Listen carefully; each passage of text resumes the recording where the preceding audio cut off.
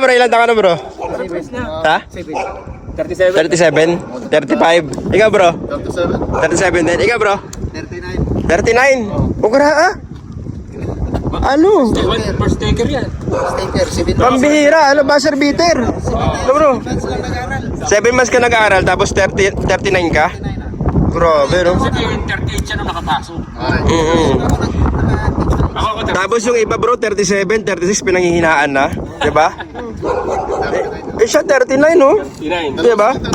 Dalawa kami ko isa pa, isa 39. Ako 37. Sila yung magpapatunay na hindi basihan yung edad.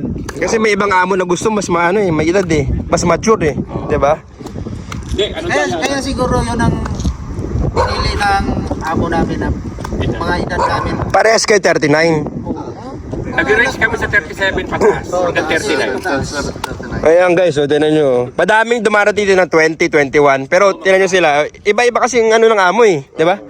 39. Siguro kinakatakutan ng amo namin yung pa-release agad.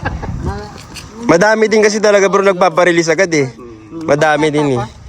Pero yung ibang lahi na kinuha ng amo namin, nasa 20, mga tigok, Laos. laos, 20, pinakamatanda na yung 30. Ayan guys, kamusta kayong lahat guys? Kita nyo ba yung mga kabagong kasama natin? Ayan no? Ayan. Ngayong araw guys, dumating sila hapon dito. Ituturo muna natin sila sa company. Si Bro Vincent. Ano pangalan mo bro? Renan. Renan. Si Bro Berhel. Si Bro Randy. Yan, ito si Bro. Yan, welcome sa Korea bro. Diba? Welcome. Dati ito bro, puro bundok to. Puro bundok. Oo. Ayan, ito mga bed frame bro. Ano yan yung ano yan? Tinatapo na yan. Mga tapo na to. Ano yung sinasabi nyo na ano? Oo, yes. Nasa vlog niya. Tama ba? Kaya lang mabigat ka lang. Sila hindi nyo kakayanin yan. Hindi kakayanin mo. Yan kasi guys, mga tinatapon na yan. Bakit pinapon mo rin? Mga old stock na siguro yan bro. Oo. Parang palo China, no? Ano klase ka kayo? Palo China, bro? Wala, may hina naman yan bro. May hina. China din ang mga ano yan. Doon sa loob. Dito halo-halo mga nakatira dyan. Bangladesh, Myanmar, Pinoy. Yan. Saan yung company? Doon naman yung company. Layo pa. Oh, malapit lang. Mga 5 minutes lang din. Sa kabila? Sa kabila. Okay. Yan, punta tayo doon pag ano. Mga bed frame. Ito naman sariling kusina ng mga Bangladesh yan kasi at saka matindi talaga ang ano yan. Matindi ang yan. Na-testingan nga namin sa CR doon, medyo may ano ka Oo. may curry flavor ka. Yan. May curry flavor na ako agad dito. Pa-welcome lang yun sa inyo bro. Welcome. Pa-welcome lang yun. Oh, mga bagong company din yan. Bilis lang sila tumibag ng bundok dito. Nagawing company. Ginagawa. Alam po itong ginawang tunnel, di ba? Parang punta ilalim, grabe. Ilalim ng bundok. Binatasan. Gawang daan ba, no? Daming... Dapat ngayon mainit na eh, pero biglang lumamig na naman. Kamusta naman unang araw sa Korea? Medyo mabigat. Malamig kasi. Pero konting adjust, galing kasi ako sa Saudi. Ay, galing ka rin Saudi bro? Sa Riyadh ako. Oy, shoutout kay Jingle Vibes, galing din na Saudi yun. Ilan taon ka dun bro? 3 years pare. Ang bira. Shoutout ko pala din bro, yung ano, yung mga sa class. Ano ba yun? Tawag dito mga teacher ko sa class, si Ma'am Ana at si Ma'am Irvina. Shoutout sa inyo. Anong school ka sa Pinas bro? Class bro. Class. Class yung nakalagay. Kudo ba? Asa sige na, Rugogo? Pero matagal din ka nag-aral bro. Tagal din. 6 months, 7 months. 5 months. Pero nung pumasa ka, gano'ng katagal ng ano? Second taker kasi ako eh. Ay, bumagsak ka rin? Oo, yung una kasi yung trabaho, hindi makapag-focus. Yung pangalawa, medyo ayun, sineryoso na. Kaya, siguro mga 4 to 5 months, ayun. Sa review. Tapos ayun, Jologs. Ay, Team Jologs. Oh, tropa. Lagi natin kachat yung mga Jologs. Hindi, madami lang tropa sa Jologs. Sakto gino? Sa bid ba? Marabit din ba? Oo. Bed frame yata. Yung ba? Sus, walang ano. Dati, maliit lang, no? Bro, pag kinuwi mo yan, makita lang ng mga ano yan, magugulat sila. Ano to? Ang ganda ni mahal nito ah. Ito bro, kakagawa na din ito kasi nasunog to eh.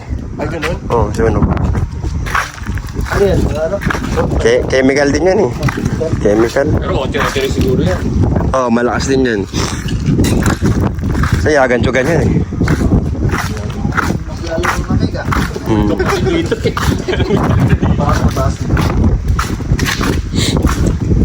Dito, mga department naman na ano dito. Bakit pinalasan bro? Yung ano yung company mo? Ba't ay yung ano? Lumakas kasi yung company masyado bro, kaya ano, yung... Binili. Hindi, yung factory, yung kungdang namin dyan, ginawa ng ano, ng warehouse. Ay, halos yung katabi rin pala yung dati nyo. Yan. Ito maganda sana, ito lang dorm namin, oh. Tapos, doon lang. 5 minutes lang. Kahit gising ka ng 50. Oh, ganyan sa amin. Ako pala. Ganda. Ito yan bro, ito yung mga ano nila.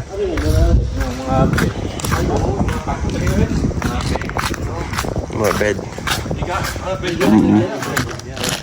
Yan. Kasama na yun, ha? Ibang lugar. Ibang lugar yan pre. Sa Davao. Sa Marliti. Ito yung mga ano namin pre. Oh, yan na bro. Ayan na yung mga gagawin namin. Titirahin pa lang. Mabigat mo na, bro? Parang nakikita ko na yung... Sakto lang. Parang nakikita ko na yung pera dito. 3.5 na yan bro. Wala. Oo. Kita ko ito pera din. Wala sira yan bro. Ayan, mga old stock yun. Mga old stock sample, ganun. Sumobra sa ginawa nyo? Oo, dito. Mga sample lang talaga. Yan yung ginagawa namin no. Mga tapos na yan bro. Oh, tapos ito. Mga sample siguro to. Kami lang Pinoy. Tatlo kayo? Tatlo. Ano kami dito? Tsaka di ba? Mahigit 60. Pero tatlo lang kami Pinoy. Bro, dito po paano din kayo, hindi? Sa? Linggo. Pasok kami linggo ah. Kung saan meron? Abo na po bilog. Ngayon lang kami humina talaga. Ano? Humina pa to ha? Tara mo kay Bro Vincent. Kung ano. Asawa niya lang, 4 milyon. Hindi naman kami mabot ng 4 million. 3.8 ganun. Kahit na. Pinumpit ko na. Bihira na dito bro. Ano? Ganitong company na libre lahat. Bihira na. Kaya yung iba, baga naliliitan sila kasi kinukumpara nila sa malaki. Diba? Pero malaki pa rin. Hindi ako. Totoo kasi 120 po. Hindi na ako. Oo bro, napakalaki na, 120. Pasok ka pa ng 160, 140. Ah, magaan na lang yan, magaan. Si Bro Melvin nga, di ba? Late na magaan. Kaya yan? Oo, kaya niya. Ay, binubuti sa tao yan? Dalawa. Yung braso ni Bro Vincent. Lumaki na braso ni Bro Vincent eh. Yung ba naman araw-araw eh. Dito kami dati bro. Ah, dyan? Dito kami dati. Ayan o. Ginawa ng ano. Oo. Magpapano ka? 7 kayo. Baka bro. Baka. Sayang eh. Sayang eh. Sayang. Kung i7 ka, sure mo na yun. Kung anong plano mo to. Oo. Nagkapat siya yung kapatid niya, no? Nakamasal. Ay, isa pa yun. Wala, nabasa ko sa vlog mo. Tama. Yan. Oo, obligado nga. Kasi Oo. yung kapatid niya, baka pag ano eh, bypasok mo rin dito. Tsaka wala namang gagawin sa Pilipinas bro. Bata pa tayo. Hindi na. Bata Ito pa. ka ba? Ito ka 35. Parang first time na ito, ganun din. O para kayo maniwala bro eh. Parang pare-pares lang. Eka bro, ilan taon ka na bro? Pare-pares lang. Ha? 37. 37?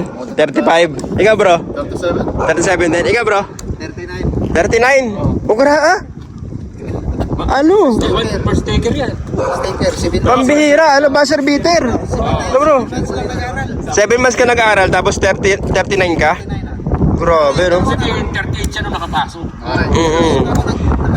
Ako Tapos yung iba bro, 37, 36 pinanghihinaan na. Diba? Eh siya 39 no? 39. Diba? Dalawa kami ko isa pa, isa 39. Ako 37. Sila yung magpapatunay na hindi basihan yung edad.